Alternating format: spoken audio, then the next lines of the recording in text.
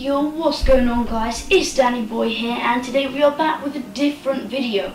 So today I'm going to be teaching you how to make the Audi RS3 Sportback in Forza Horizon be ridiculously fast. As you can see, the speed is 9.1, handling is not great, 6.3, acceleration of 9.7, launch of 9.7 and braking of 7.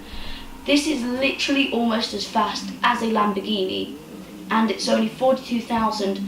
But sadly that is not including about £50,000 worth of upgrades. If you don't have about £100,000 to spend, then I would recommend you click off this video because you won't be able to get this. So this goes way faster than 200 miles an hour. The first time I got it, when it wasn't upgraded, was about 143 miles an hour, and now it will go far past 200. So let's go and have a drive of it and show you. So guys, we are outside now. As you can see, we're here with the car, and it actually has 7 gears. And if you notice a bit of a bit of like shaking of the camera, that is because I have the steering wheel set with this, and I have the tripod on the table. So let's go and see how fast this can go.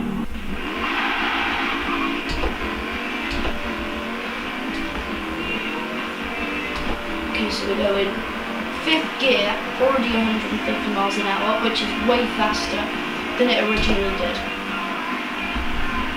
Coming up to 200, we have passed 200 onto 7th gear. This is actually faster than I got my Lamborghini Aventador to go, honestly. So as you saw, it went very fast. If you are wanting a fast car, I would definitely not recommend getting a Lamborghini Aventador, which I previously had. I would recommend getting one of these and just upgrading it to the max. It may not look good, but it is incredibly fast. Let's go and teach you how to upgrade it. So we are back in the auto show, and as you can see right now, it is, well, you can't exactly see it on the camera, but this is an S1 class, and it's 826. First you're going to go into garage even, go into upgrades and custom upgrade. And first thing you're going to do is go to conversion, so it's this one here, and it'll come up with these 3. You're going to go on engine swap, and I would recommend the 6.2 litre V8 engine. As you can tell, it's actually got quite a big difference from the one it comes with.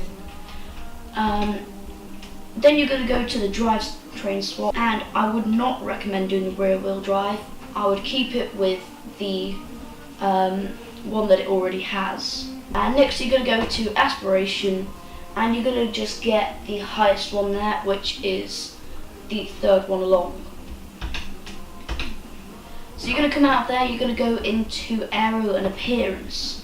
For the front bumper, I have chosen the 2nd one actually, because it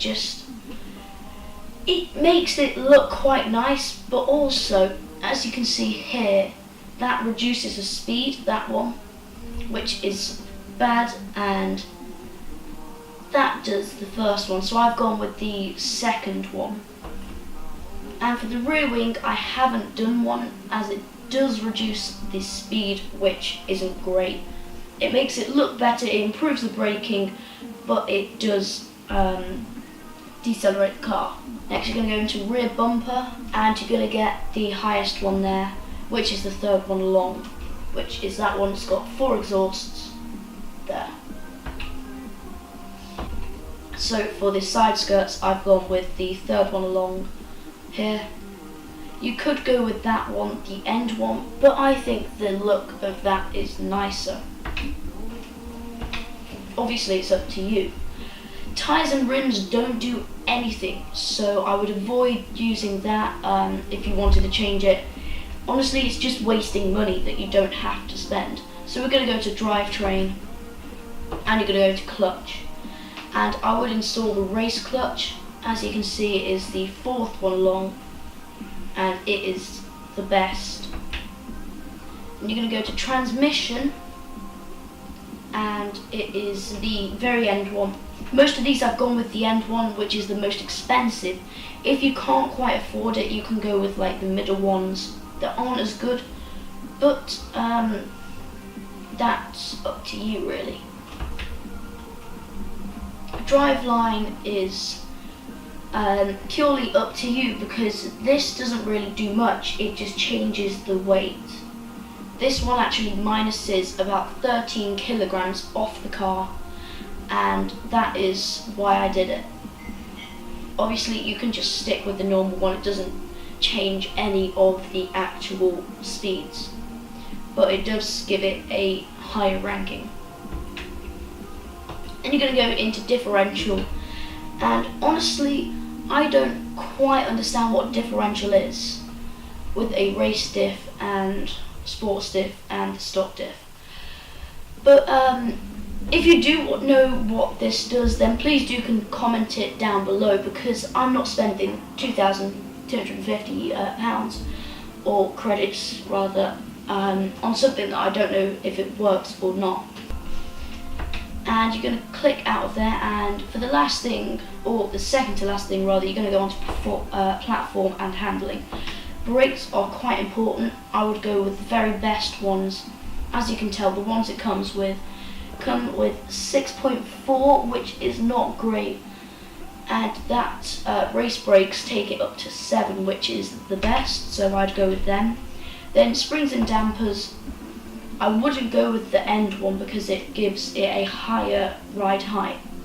I'd go with the middle one because it's the best, purely the best. And the good thing about this, it's not actually the most expensive, and it's also the best, because as you can see here it's red, and here it's the best. Now the front anti-roll bars and stuff like that I wouldn't do anything on. And then the weight reduction, I'd go with the race weight reduction, because it takes about 140 kilograms, not 1,000 kilograms, off the car. And finally you're going to go into the engine intake, and you're going to do the race intake. Fuel system, you're going to do the race fuel system. Ignition, you're going to do the race ignition. Exhaust, you're going to do the race exhaust. Camshaft, you're going to do the race cams and valves. So actually I have gone with the stock valves, but looking at this, I think it's got 13 more horsepower. It's another £3,400, which might not be money you have. So if you don't really want another 13 horsepower and an extra like 1 rank, putting it up to 827, then I wouldn't recommend it. Then you're going to go to displacement and get the race engine block. I think that's the best. It makes the fastest car. And then you're going to go to pistons, compression. I don't think you really need the other piston. It does give it 17 more horsepower, but really it's not that much more. If you look at this, it's another 3,500 as well. I don't think it's worth it, honestly, but that's down to you. Then you're going to go to the positive displacement supercharger, and you're going to go with the race one. That is the best, as you can see. And here you go to the intercooler. It is the best one there by far, and I would definitely go with that. Oil cooling, go with the race oil cooling. It is the best one. Flywheel, I would go with the race flywheel. So most of the stuff I have on here is the race one. Also guys, if you want more videos on how to upgrade the cars here, I have a whole ton of cars. Some supercars like the Ferrari 599 GTO, which is literally incredibly fast. The Chevrolet Corvette, I've got that, and an Audi S1. I think I should do that. This has amazing acceleration and launch. And then there's the old cars that are barn finds, which are worth quite a lot. If you want me to do any specific cars, then comment them down below and I will do them. I'm willing to buy them to help you with your car. Until next time, which you should leave your comments for. Bye!